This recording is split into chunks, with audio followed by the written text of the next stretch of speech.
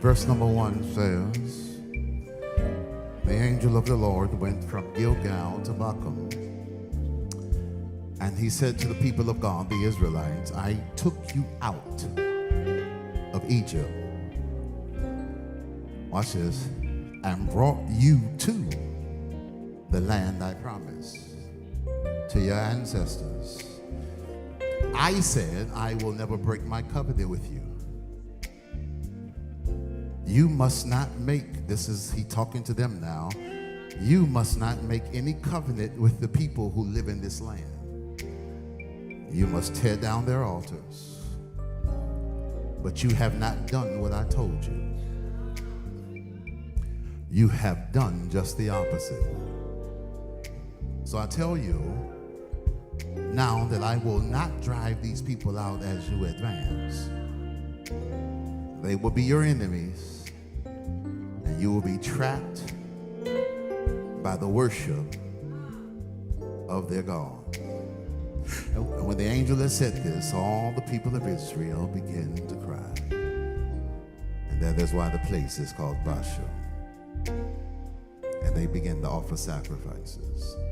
But I want to lift for the day of sermonic contention and tension. Verse number 2, you must not make any covenant with the people who live in the land. And you must tear down their altars. But you have not done what I told you. You have done just the opposite. You heard me say that you've just entered into a space, into a season, and how you manage it matters, right? So I want you to yell back in this, touch yourself on the chest and say, self, in this season, I gotta manage how I move. So self, don't blow this. Tell your neighbor, don't blow this. Don't blow it, don't blow it. Tell your neighbor, say, don't blow it. Tell yourself, say, don't blow it. This particular,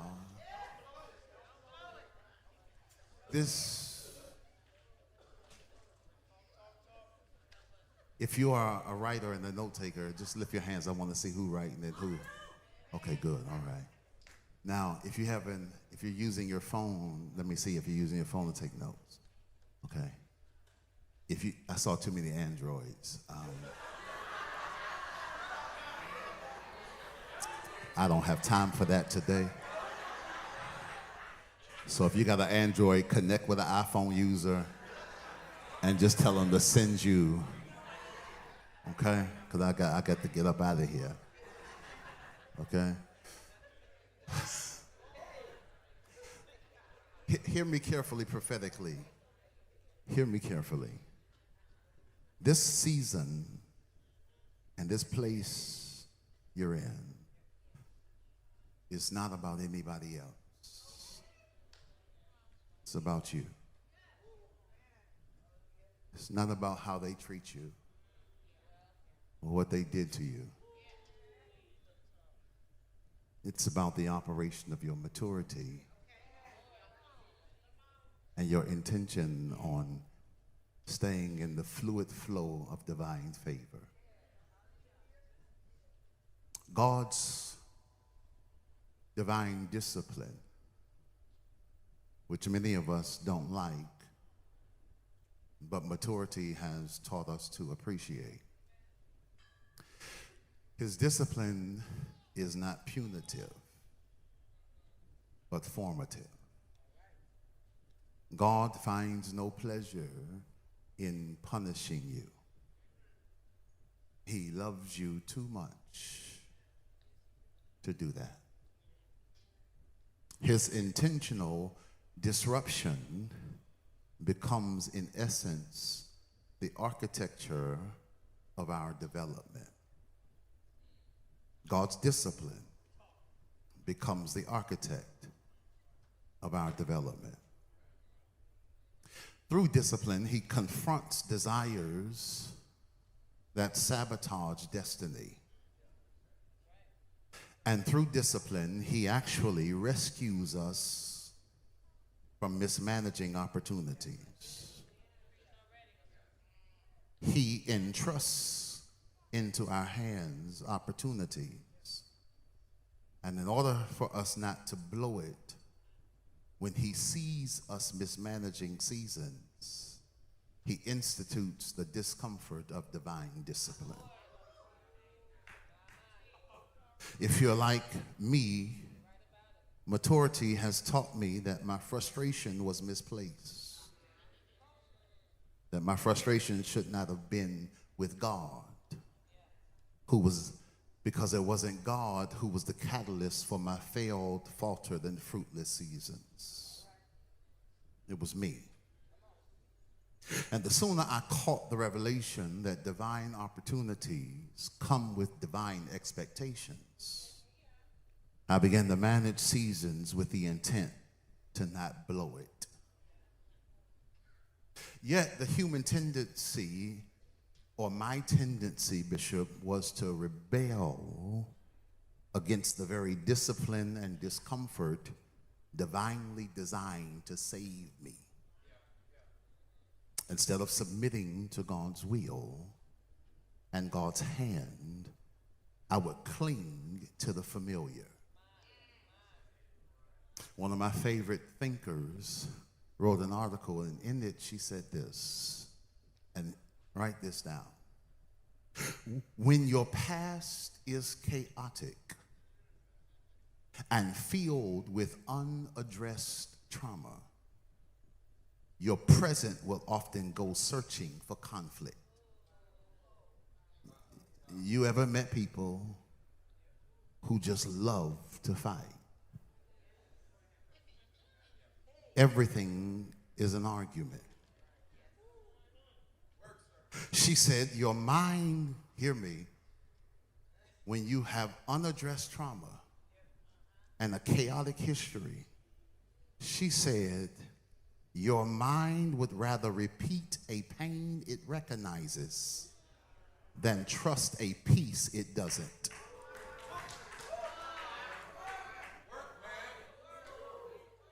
So even the grace of discipline feels suspicious. And before you know it, you are picking fights, not because the fights are necessary, but because you don't know who you are without conflict.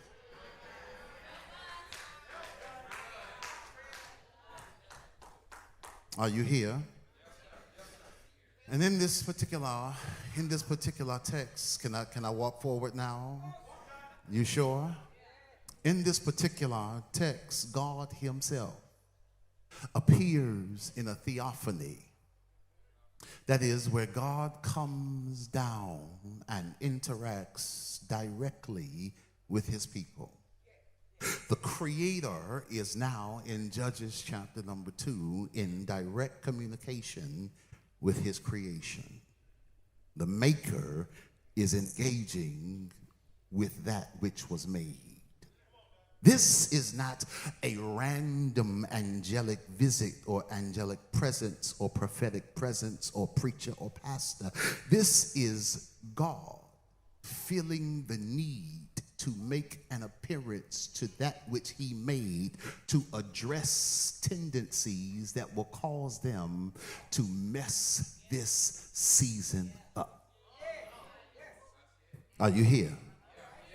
This is not random. This is not an angelic presence, because the language of the text that formulates after the greeting deals with the first person heroics that only God could do. You hear? The first person heroics that only God can manage. The first person heroics that only God can sustain. You sure? You hear? And so God's divine discipline is here in this text. He says, I led you up from Egypt. That's what the text says. I brought you to this land I promised your family. Are you here? And lastly, I said, I will never break my covenant with you. These particular phrases are reserved exclusively for God. He confronts them because they have mismanaged a place. Watch this.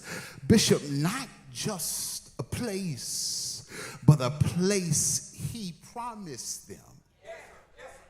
And not just a place he promised them, but a place they prayed for. And many times we fail to remember that the places and promises and prosperity we pray for requires a version of ourselves that the present us can't manage. The tension of transition is that we have to wrestle with being in a new place that we prayed for, that God promised us, still while our old self still is competing and wanting time. So I've got to ensure that in this new place, I've got to manage and bring a discipline and growth to who I used to be, because who I used to be won't work in where I am. We must come to the reality, hear me clearly, that every new season requires a different version of you. Y'all ain't shouting now. Yep, say every new season. Now yell it at me, Unity. Every new season requires a different version of myself. And the reason many of us have not managed the new seasons well is because we are trying to bring old wine into new wineskin seasons. My therapist said to me, she said, Antonio, the reason why some of your seasons of failures, or you failed in areas that you were destined to succeed in, lean into me. Yes, you can be in a destined place and still fail if you have not developed to manage the destined place. Are you here? You sure? She told me most of my failures was because I struggled with maladaptive pattern persistence. I said, Doc, you got to tell me what that is. She says, when a person continues to use thought patterns and actions and or behaviors that once served a purpose in an old place, an old environment, an old season, but no longer fits or functions in a new one. Y'all ain't saying nothing. It's like God will bless you and with what you prayed for in a promise, but you're still practicing patterns and behaviors that resemble bondage. You are out, but you still operating like you in. You are out, but you still thinking like you in. You are free, but you still living like you're bound.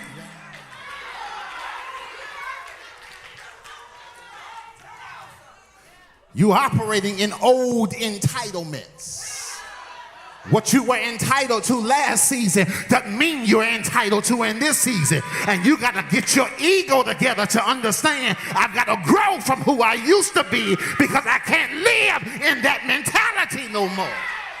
Old entitlements and old arrogance and old ego. Just because you was able to do it over there, Negro, you can't do it over here. You got to check yourself at the door.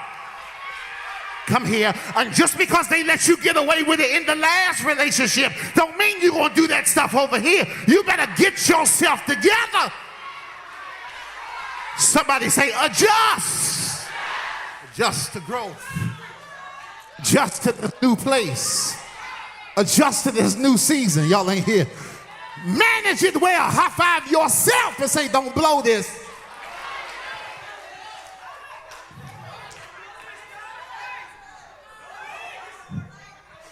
It was my arrogance. It was my arrogance that made me think that God is obligated to shift me, but I'm not obligated to change with the shift. It was my arrogance to think that God could promote me, but I could still live any kind of way I wanted to. It was my arrogance that made me think God could use me in an elevated place, but I still have mediocre thinking. It was my arrogance. Are you here? God moved them forward. but they were still married to old habits, bad decisions, failures, regrets, bitterness, and unforgiveness. Their life moved, their presence moved, but their mindset stayed in the same place. And that's why God confronts Israel. I'm almost out of here, y'all. That's why he confronts them in this text, because they are geographically, hear me, Unity, because I feel a shout right here. Geographically, they are in Canaan. Geographically, they are in their place of promise. Geographically, they are in the place they prayed for. Geographically, they're in the place he promised them. Geographically, they're in the place they wanted to get at. Y'all ain't saying nothing to me. They're in, hear me, they are in their answered prayer.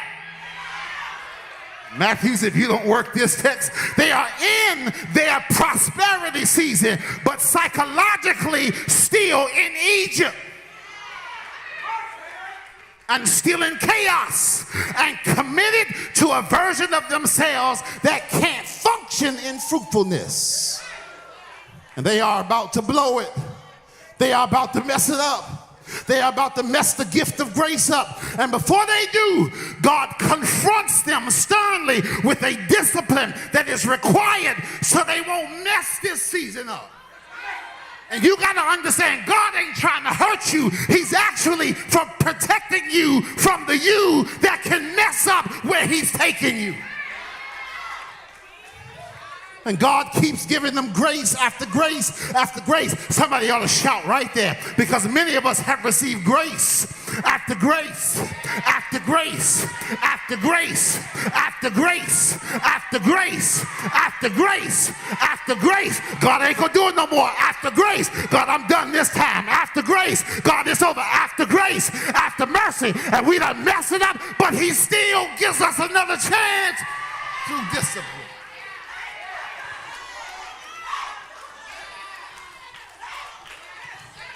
And I love how God delivers and communicates this message, Mama. He starts out, Bishop, God, I'm about to run around this church. He starts out by giving them a righteous reminder. Somebody write that down. Say righteous reminder. God gives them a righteous reminder. A reminder of what he did to get them where they are. He said, I didn't just get you out, I put you in. Are you here? A reminder of what he did, what he said. He takes them on a journey down memory lane and resets their mind for a moment back into the season of their life where bondage, oppression, sorrow, frustration was their entire existence. A season where their voice had no volume. A season where their ontological presence was overlooked. Are you here? And their mind was filled with thoughts of inferiority. They were slaves.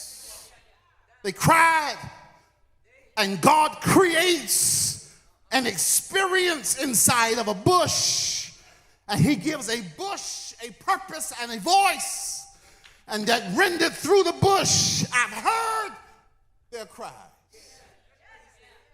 I've heard their groans. I have seen their affliction, and I'm going to use you, Moses, to get them out. And God reminds them, you cutting up in a new place. But you got to remember, it was me that got you out of hell. Y'all ain't saying nothing here. I need 5 people that know what Egypt feels like, what bondage feels like, what slavery feels like in your mind, to your own voice, and just scream it at me. Say, he got me out. That's the wrong neighbor. I need somebody in here that know that the season they were in, they thought they were going to die in. But somebody yell it back at me and say, he got me out.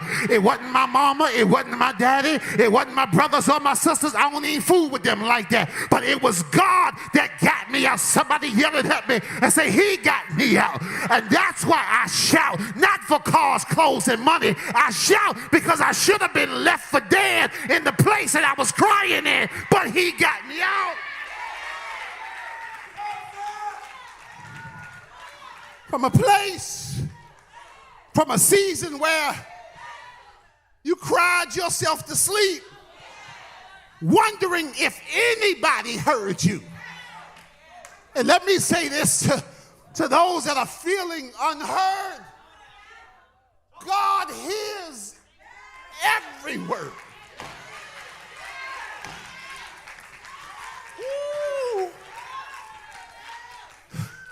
God hears every word. Even when he's silent, he's heard you. Are you here? He says, I got you. I heard you. I heard you from seasons where you questioned your place in the earth and questioned who you were and what you were called to do. If you had purpose or not. I got you out of that season. I heard you when you felt you had no voice. I saw you when you hid in the spaces of darkness, wondering if anybody saw you. God says, I felt your pain, even though you were making it seem like you had strength. I saw you operating with nothing. And everybody around you was taken from you, but nobody pouring back into you. I saw you. I saw you when you wandered in the car by yourself after serving, after blessing, after encouraging everybody. God, who's going to talk to me? Who's going to encourage me? Everybody wants everything from me. Who's going to pray for me? I saw you. God, who's going to pray for me? Who's going to lay hands on me? Who's going to feed me? Who's going to put gas in my tank? God said, I saw you. Are you here? He says, and I saw you even in the seasons where you held yourself bondage, in regret and in shame. He says, I'm giving you revival from seasons you can't revise. Are you here? The guilt, the rejection of yourself, the abandonment of your healing, the seasons of life where you thought if making them happy was going to keep you happy. Hear me, the seasons of life where everybody liked you, but you didn't like you.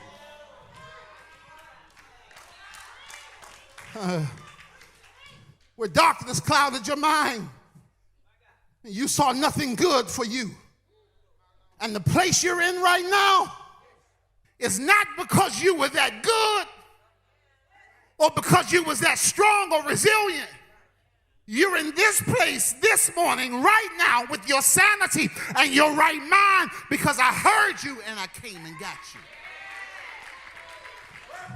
And if I haven't gotten you yet, don't worry, because I'm on the way.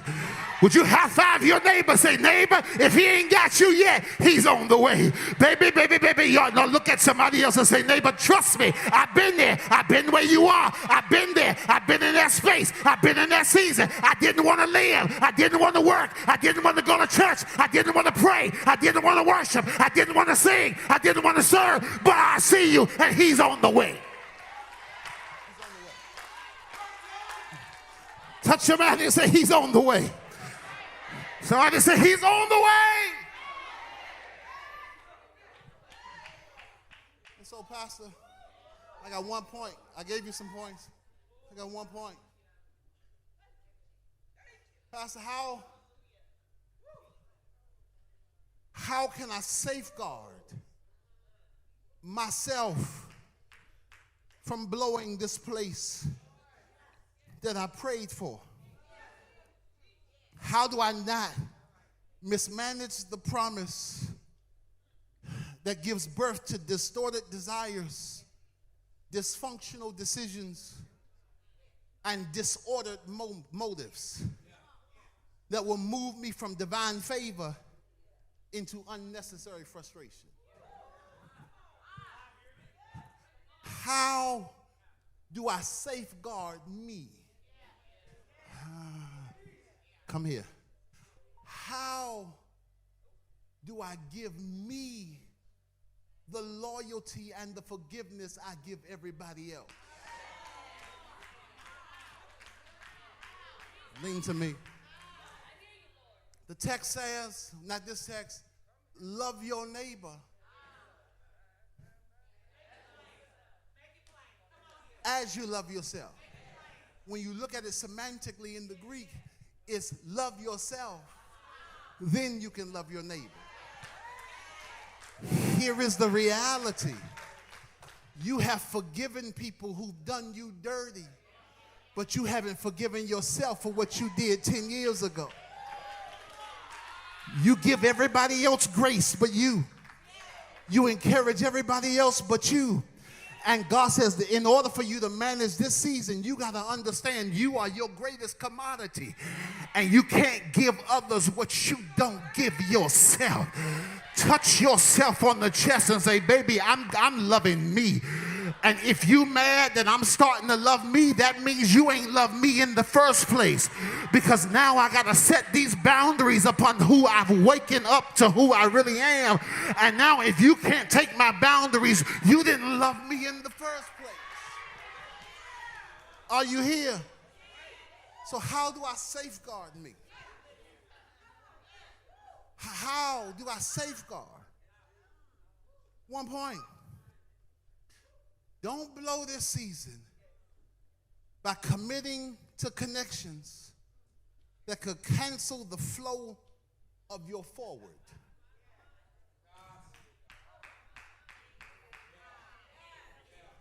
Stop tolerating what you're supposed to tear down.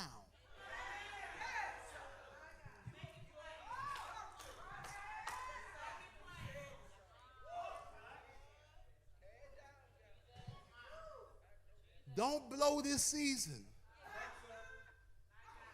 by committing to connections that could cancel the flow of your forward. You hear? Stop tolerating what you're supposed to tear down.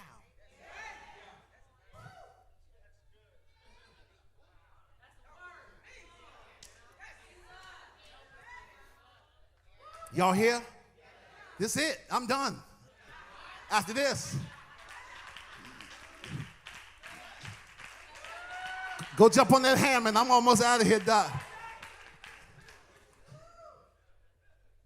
Y'all got it? Let me hear you yell at me. Say, stop tolerating what I'm supposed to tear down. Yell it at me. Say, stop building with what I'm supposed to break up and to break up with.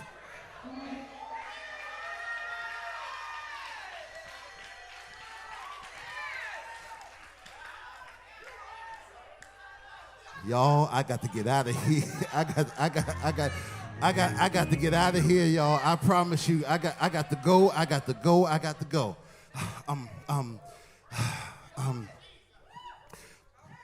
When the Lord, this is all y'all got your notes, right? Y'all good, okay.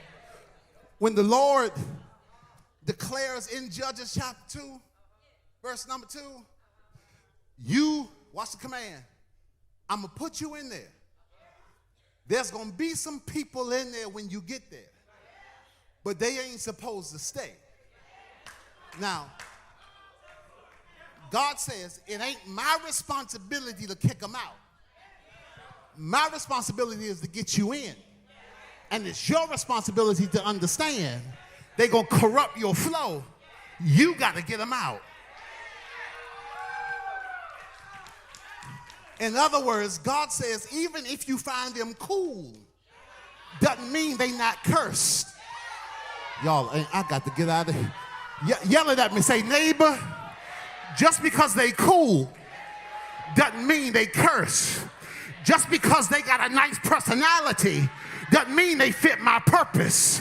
Just because they got a nice disposition doesn't mean they fit my destiny. Because what I learned is people know how to create identities to get what they want. And then when they get what they want, they don't care how they leave you. So you got to be careful not to commit the stuff you're supposed to break up. All right. It's in here. He says, I gotta sit down. I gotta go. He said, let me make me feel like I'm at home one time. Say, yeah, I'm gonna say the text says, I want y'all to scream it at me, say the text says. The text says, Lord, I feel so good now. Text says, you shall make no covenant with the people that are already there.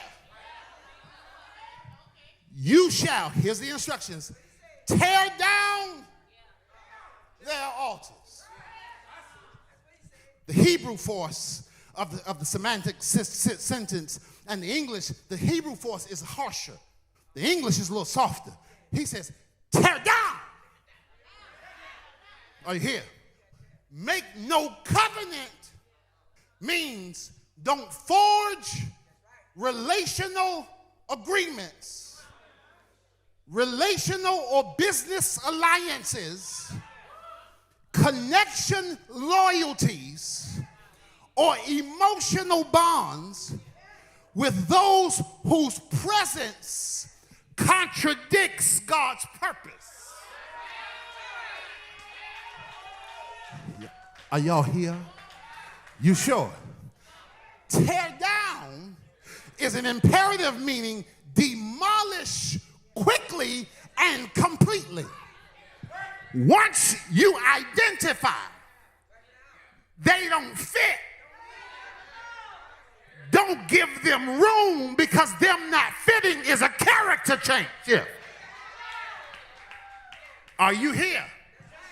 Demolish, dismantle, deconstruct, remove with intention.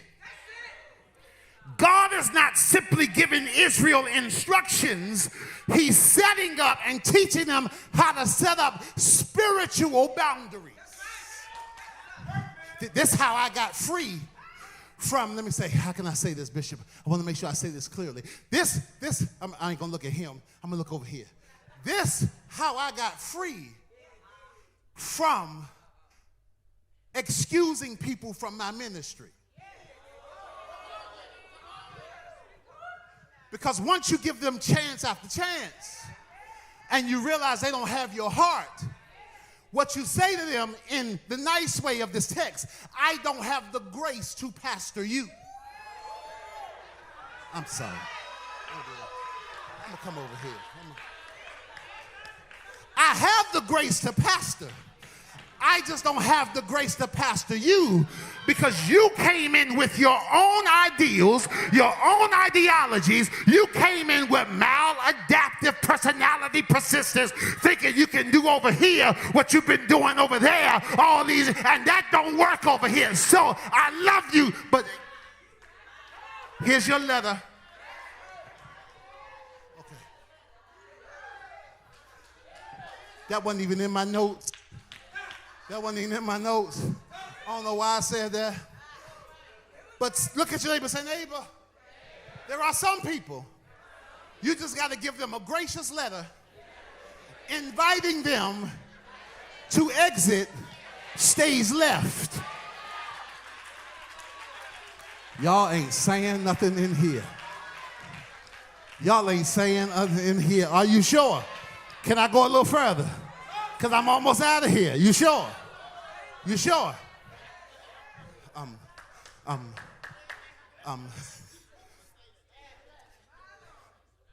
Do not build with what I've purposed you to break up. Do not connect with what I've commanded you to cut. You will blow this season if everybody has access to you.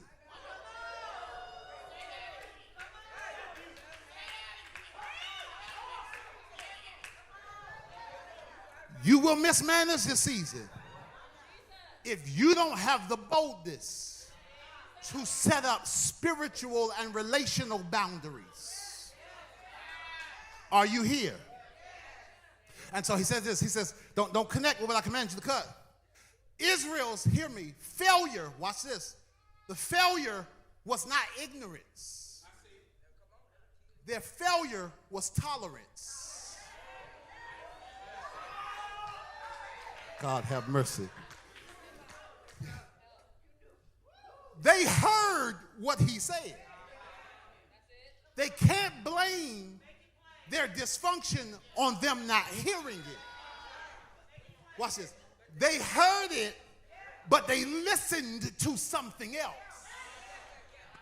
Are you here?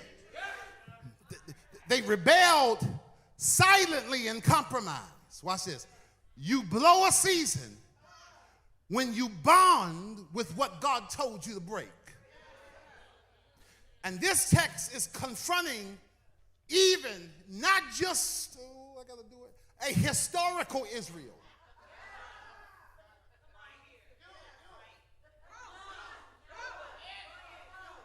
This text is confronting a present Israel. Oh, y'all do like this? Say self. They ain't just talking about the Bible. Now he talking about me. The Israel in us that keeps us managing what God has told us to massacre.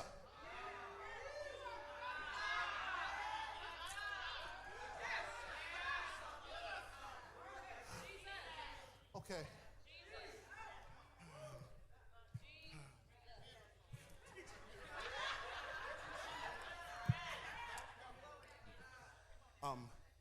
Their sin wasn't ignorance, it was tolerance. God, touch yourself and say self, because I feel preachy now. Yell at me, say self. My biggest issue is that I have a high tolerance for stupidity.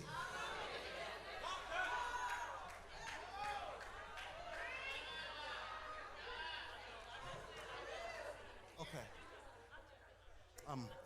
So, Mama, this is it. Mama, I'm gonna talk to you, Mama, and I know I may get a whooping because so I'm gonna talk to you. So, about 6 months ago, I was running. I was a 6-mile run up a hill in my city, and I twisted my ankle about 6 months ago, but I tested, and I was like, you know what, it ain't that bad. So I'm gonna keep running. I'm gonna keep running. Because my ego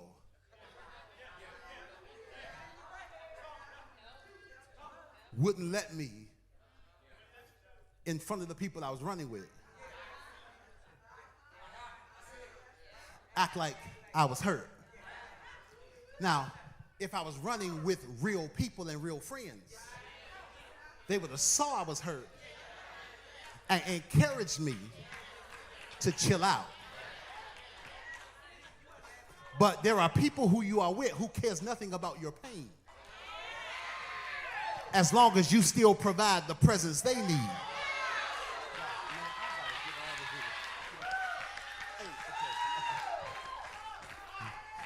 They care nothing about how much you're hurting as long as you're still helping them. Somebody say, preach, Matthews. I'm out of here now. So I don't get it checked out. I go home and load up on 800 milligram Motrin. And then, you know, you got people in your church who got some stuff in the cabinet. Got some codeine in there. You got some, what you got in there? Bring me one of them. I know you got something. And then they bring you the bottle and it's from 2020, but you still take it? And you want God to protect you from something you know is old, but you took it anyway? I gotta go.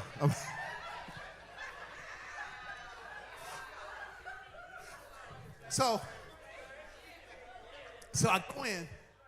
So finally, I'm in the gym one day, and I'm trying to walk up the Stairmaster, and now the pain is hurting me. Okay, and so I said, you know what? I'm gonna go let Doc check it out. Go let Doc check it out. So I go to the doctor, and Mama, I go to the doctor, and he says to me after they bring the X-rays in the room, and he looking at the X-ray, and he looking at me. He looking at the X-ray, and he looking at me. And he looked at me, he says, you walked in here?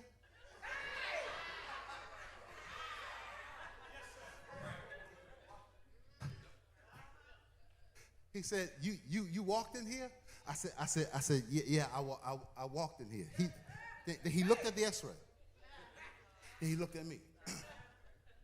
He said, how long has your ankle been hurting? I said, man, 4-6 months. He said, I said, but I could still move. I could still preach. I could still work out.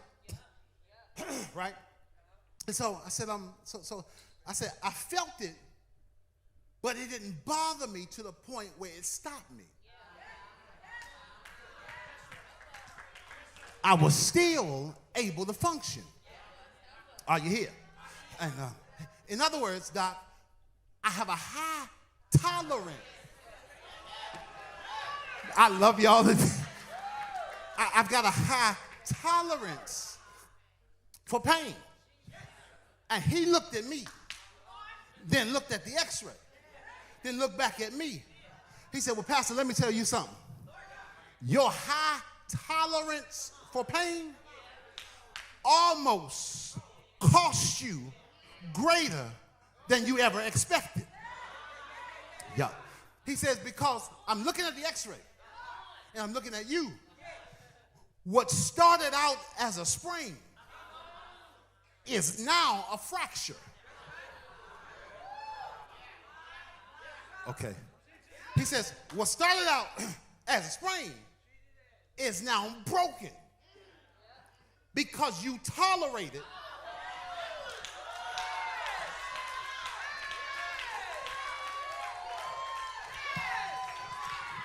what you were supposed to take care of. Your toleration has cost you and moved you from a sprain to a brokenness. Y'all ain't saying nothing in here. Because you tolerated the pain, the injury got deeper. Matthew, and now it will require more intensive treatment, possibly surgery, in order to bring you back to full health. Then he said something that preached to me. The problem isn't that you were hurt. The problem is that you tolerated it long enough for it to break you. And there are many of us in this room. We are in the pain we are in now. We are in brokenness we are in now. We are in the situation we are in now. We are faced with the things we are faced with now because we tolerated so much stuff. We tolerated misbehavior. We tolerated disrespect. We tolerated disloyalty. We tolerated no goodness. We tolerated so much stuff. And I made up in my mind, I'm not going to let another day go where I'm tolerating what's actually breaking me. High five your neighbor and say, neighbor, I ain't tolerating it. No, baby. Holler at your neighbor. No, that's the wrong neighbor. Go to 2 or 3 people and say, neighbor, you don't even understand. I ain't blowing this season. And I'm blew enough seasons. And I messed up enough seasons. And I failed enough seasons. I done faltered in enough seasons. I done lost enough money. I done lost enough privileges. I done lost enough happiness. I done lost enough joy by tolerating things that I saw in them, but I ignored it because I was so broken and I was so lonely. But I ain't going there. I ain't doing it no more. Do me a favor, Lord. Do me a favor. Grab your neighbor, Lord, by the hand. Y'all ain't grabbing now. Grab that neighbor by the hand. Grab that neighbor by the hand and look at him in the face and tell him, say, neighbor, God has brought you too far for you to tolerate in this season what you tolerated last season. You ain't saying nothing. Tell that neighbor and say, neighbor, oh neighbor, and say, neighbor, God has brought you too far to tolerate what you tolerated in the last season. Tell your neighbor, no more disrespect, no more dishonor, no more abuse, no more allowing your rejection of me to make me think something's wrong with me, that just because you reject me, it's something wrong with you because you can't see who I am. Tell your neighbor, it's my time. I ain't tolerating that no more. Grab that neighbor for the last time because I got to get out of here now. And say, neighbor, oh neighbor, oh neighbor, I made up my mind. I'm not going to blow it. Another season of grace, another season of mercy, another season of promise, another season of answered prayer, another season of prosperity, another season of fruitfulness. I'm not going to blow another season by accepting and tolerating what I'm supposed to destroy. This time, it's out of here. Y'all ain't saying nothing. Grab your neighbor and look at him in the face and say, neighbor, I know you've cried so much. Yeah, I know you've hurt so much. It's because you didn't know who you were, but you done woke up now. You done got your identity now.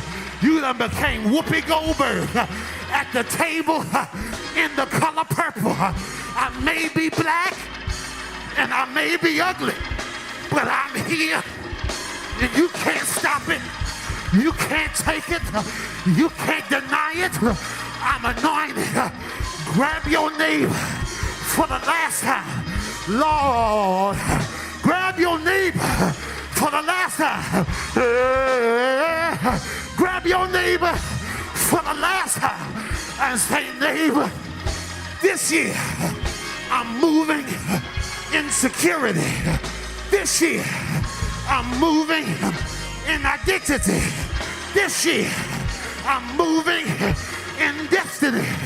This year I'm moving in grace. This year I'm moving in promise. This year I'm moving debt-free, pain-free, hurt-free, freedom. Say yeah, yeah, yeah. Grab somebody for the last time and tell your neighbor and say, neighbor, we in Canaan now. And everybody that don't belong in Canaan gotta get out. You ain't hear me. You ain't hear me. You ain't hear me. Let me see a neighbor's hand in your hand and look at them for the last time and say, neighbor, we in Canaan now. And everything that don't belong in Canaan.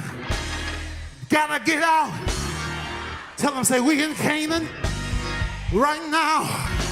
I prayed for this. I fasted for this. I cried for this. I moaned for this. I walked away from this. I was broke for this. I was broken for this. I went to therapy for this. I got counseling for this. I got this for that. And tell your neighbor, everything that don't belong, gotta get out. Now take a step forward and say, get out.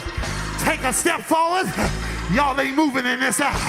Grab somebody and say, it's gotta get out. Get out sickness.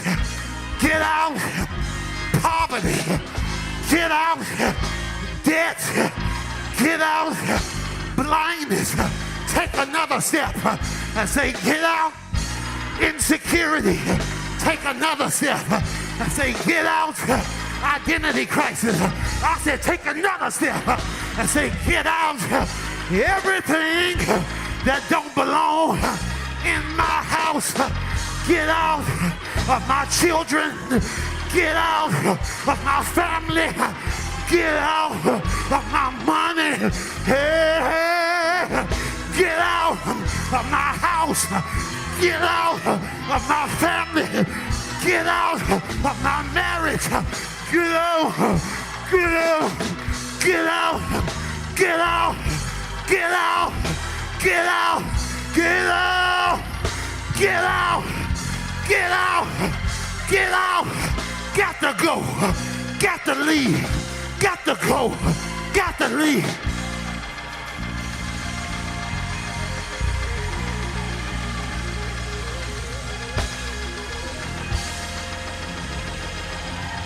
Yeah! Yeah! Yeah! Get out! Every demon, every witch, every warlock, every enemy, get out! My house, my child, my grandchild, my money, get out!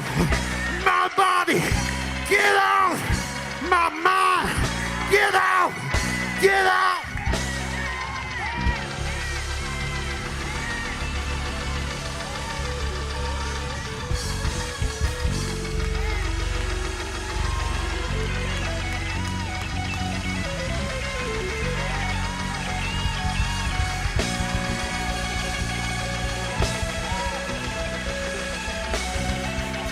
Yeah! Declare it in this room. Say no more toleration. No more toleration. I am what God said. I am who God said. I am where He's taking me. Say,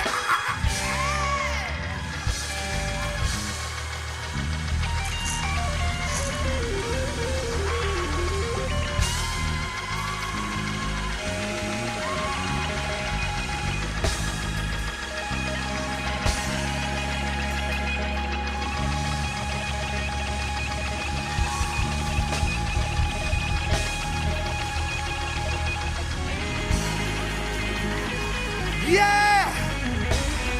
Yeah! Yeah!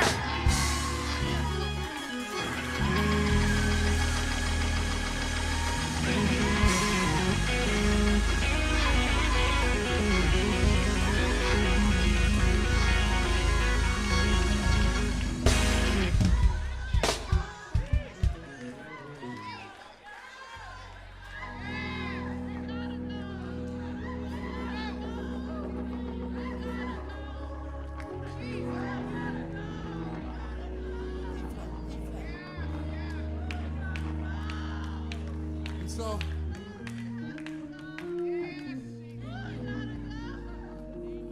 it says, yo. So the text closes out. I'm done. So the text closes out, right? Y'all hear me? Lean in, lean in, lean in, lean in. So the text closes out. and says, they're in Canaan, right? But because of their toleration, God had to give them discipline. He says, you know what? Because you tolerated them, I'm going to make them be a thorn in your side. Watch this. That's not random. Because you tolerated it, watch this. Any place in Scripture when you see thorn, it's referencing to people. It's not a physical thorn that's sticking in you. It's people that's designed to aggravate you into ascension.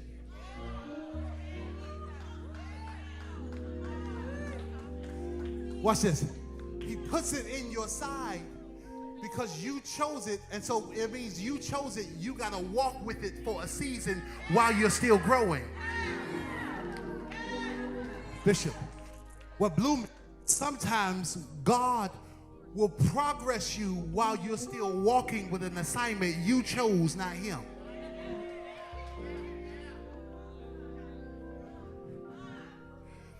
And the thorn is a person you can't pray away. You just got to walk with them until they aggravate you enough, until you outgrow them.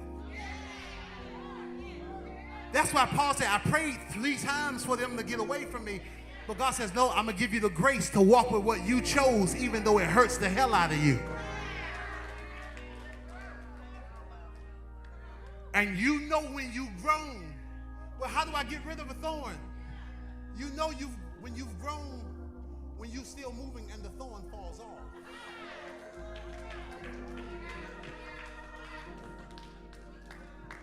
The thorn, watch this, no matter how many times you pray, the thorn isn't leaving until you outgrow it.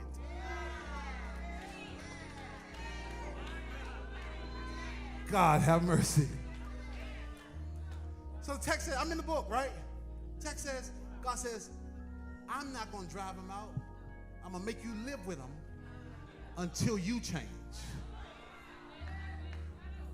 In essence, stop trying to change them because they are assigned to aggravate you. You change. And when you change, they will get sick of you.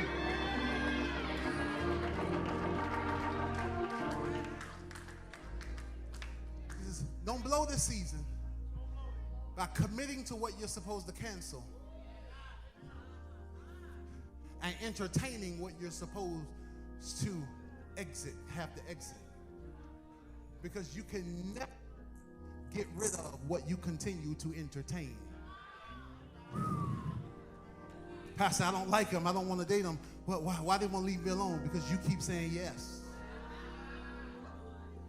You keep going to the movies with him. It's just lunch. No, it ain't. Because the more lunch he get and the more movie he get, the more hope he get.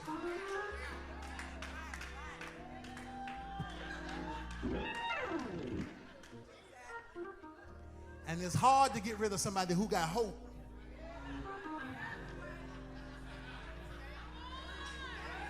Y'all ain't saying nothing in here. Because you keep giving them hope.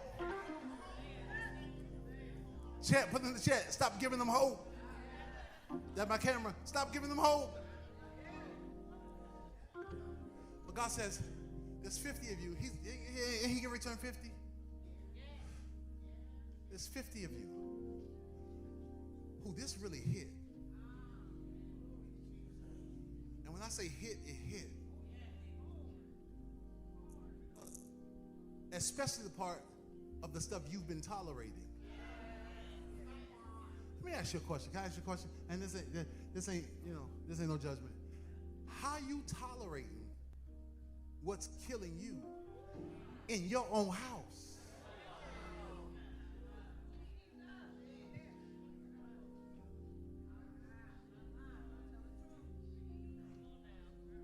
How you tolerating what's breaking you?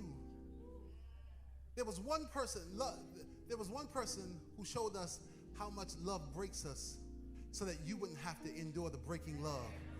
And that was Jesus, who was broken because he loved us.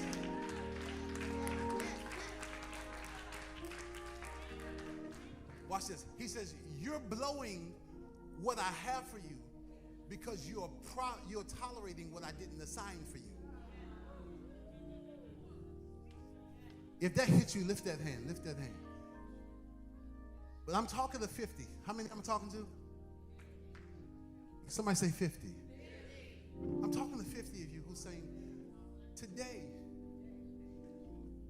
I don't care how small it is, because small disrespect turns into big disrespect. I'm not tolerating dishonor. I'm not tolerating disrespect. I'm not tolerating, watch this, a small pain that will end up in a fracture. I had to wear a boot. And y'all know I try to be fly, right, when I come here. I got the red bottoms on. You can't wear a boot and one red bottom on the same.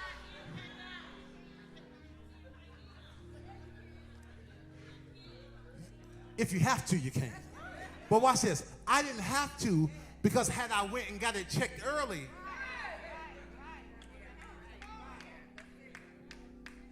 but because I tolerated pain, it inconvenienced my life. And many of you are living in inconveniences because you tolerated consistent small dishonor. God says, make no covenant with them. This is why I love my brother, and I'm done. We can ready to sow a seed because I feel prophetic in this moment. This is why I love my brothers, because I'm scared of people who don't have boundaries. I'm scared of people who are just reckless with their life. Like, they'll just do anything. Like, yo, if you got friends who have no boundaries on even how much they drink, who they sleep with, you're going to eventually be corrupted by that spirit. Ooh. So you got to actually ask them, what's your limits? Because if you ain't got no limits, I can't fool with you. And no matter how much we hang out and enjoy ourselves, God is still at the center.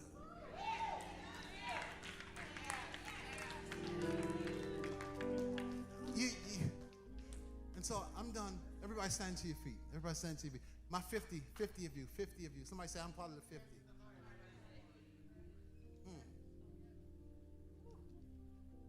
I'm going to do an altar call.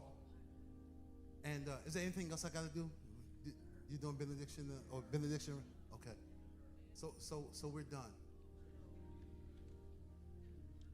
But there's 50 people in this room and you're online that says, I'm tired of tolerating. Because the more I tolerate, the more I realize and reveal how unaware of who I am. And so God says, I'm getting ready to heal you from insecurities. I'm getting ready to heal you from insecurities that make you think you've got to be around everybody to enjoy yourself.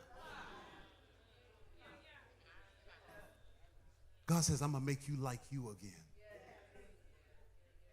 That's you. Lift that hand. Lift that hand. Lift that hand. And you're tired of tolerating stuff. Lift that hand. No, no, no, no.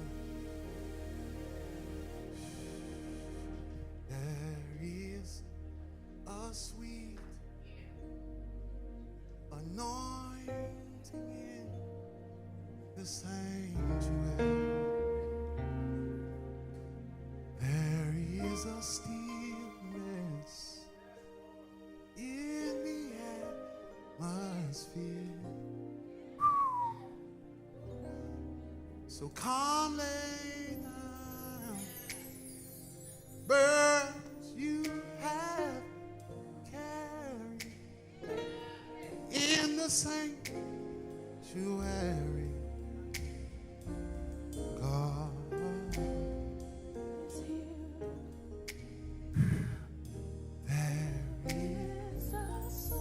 I'm talking to you. Lift your hands, lift your hands. You've tolerated too much. You know I'm talking to you. There's 50 people in this room, 50. I want you to meet me at this altar real quickly, but before you move, I'm going to pray for you. And I want to release this prophetic word in your life. But we've got to sow a seed in this moment. How many of you that word spoke to? Lift that hand, lift that. Where's my 50? Where's my 50? Listen, if you're a part of my 50, lift that hand high, lift that hand high, lift it, lift it, lift it. If you're part of my 50, I want you to declare, prophesy to yourself. Say, I'm not going to blow this season. Tell yourself, say, self, I already know who and what I've got to set boundaries around. I already know they ain't going to like it, but I know I need to heal. And I can keep healing. I can't keep healing in the same environment that's breaking me. Father, keep us safe, sound, secure, protected. Father, may we not blow it in this season. In Jesus' name. May go in peace. See y'all. Peace and blessings. See y'all.